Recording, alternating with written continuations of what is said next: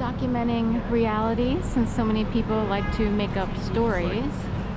My favorite is a relative of mine saying that his dad drove a Tastykake truck. And I was like, what? I don't think so. So I will document reality. So if I say I walk down Chestnut Street, they won't think it's a story. There are people who make up stories. Like, right, Dad, you work for Dunkin' Donuts? And it's like, Dad never worked for Dunkin' Donuts almost. If he did, it was in high school and they first opened and it was like some sort of new. So we have a lot of people who make up stories and then they minimize people who actually live in reality. And when someone from reality says, remember that time when such and such happened, or so-and-so on this, that, and the other, the people who make up stories assume that the person who's actually speaking reality could potentially be making up a story, or that a story was inserted, or what have you. But I am here documenting actual reality. So people know I actually live in Philadelphia. I actually walk around with a camera.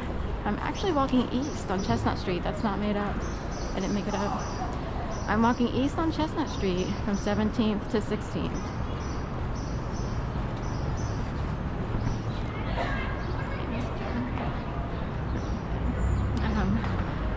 So I'm about to cross over 16th,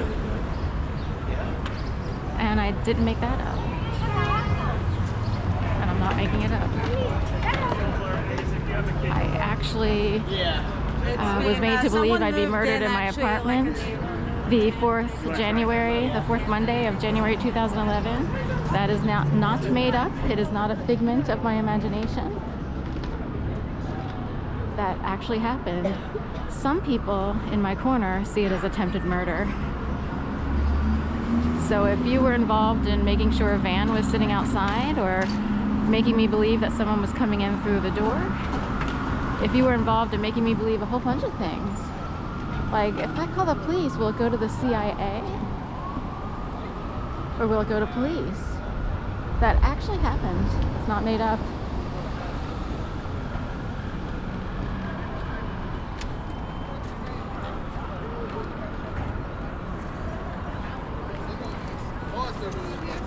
How did this happen?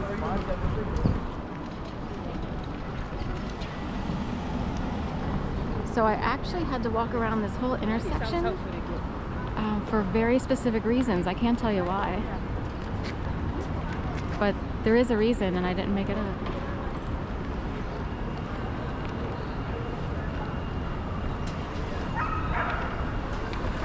Every single job on my resume I actually held. I've held more jobs, but the resume that I use to try to find work that's suitable to me doesn't include everything that I've had, because some of the things I had to drop off because it's not really relevant, you know what I mean? But everything on there is accurate. I actually worked there. I didn't make anything up. Nothing's made up on there. It's real. Can you believe that? I have a real life. Can you believe that? How many people don't have a real life? Or how many people make up stuff? Oh, I had to drive a Tastykake truck. Oh, I had to work for Dunkin' Donuts. Oh, I had to do this. Oh, I had to do that.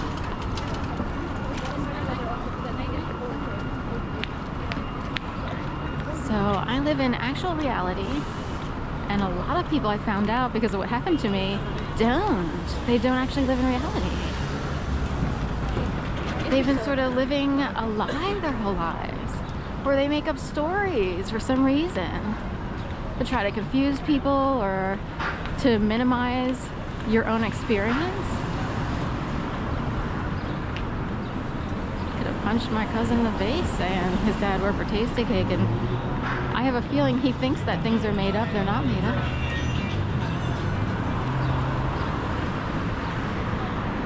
Just because he makes stuff up doesn't mean everybody's making stuff up. He minimizes people's suffering and victimization, rape and murder.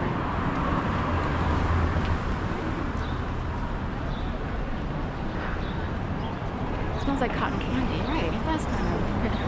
Wondering who's got that kind of stuff going on.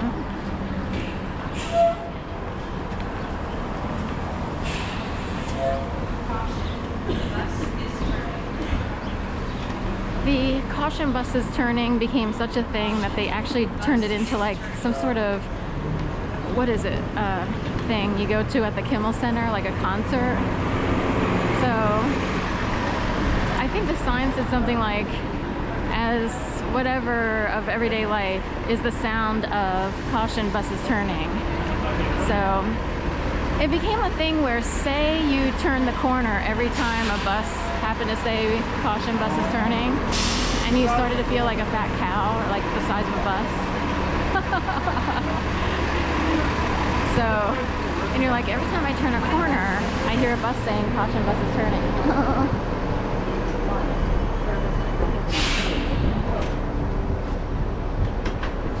Well, we're up to 15th Street now. Should we keep going straight, or what should we do?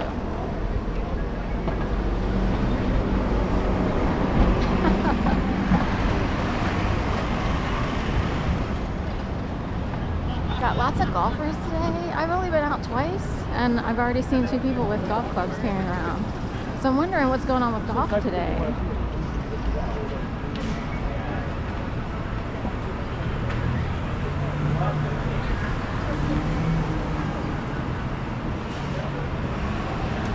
I hear the ice cream truck off in the distance.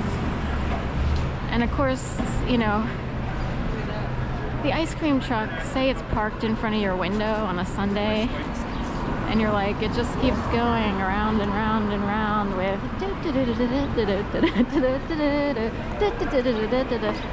sounds like a lot of my family in Florida.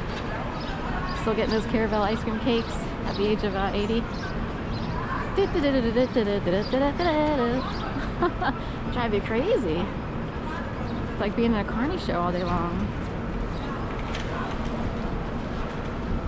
It did make the white supremacist chart. That's right, there was a year when they came out with that song saying it's technically part of an era. Technically, if you eat too much soft ice cream, you are being oppressed. That's actually factual. You need to be eating real food. That is actually a fact. Insomnia cookies, food oppresses people. You pay a lot of money for a cookie that doesn't taste that great. Everybody knows they're not that great. They're not that great. It's more the idea of the cookie. Or I want to go there just because it's fun. I totally get that. Once every couple months maybe. But every night, every Friday and Saturday, party time, instead of pizza, we'll get a cookie. That's oppression. They're stealing your money.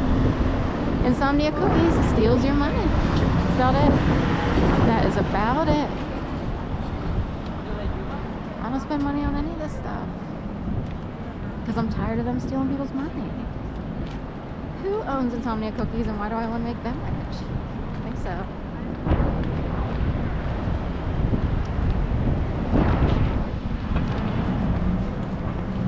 Alright, they've been around. I think it's actually the government. I forgot.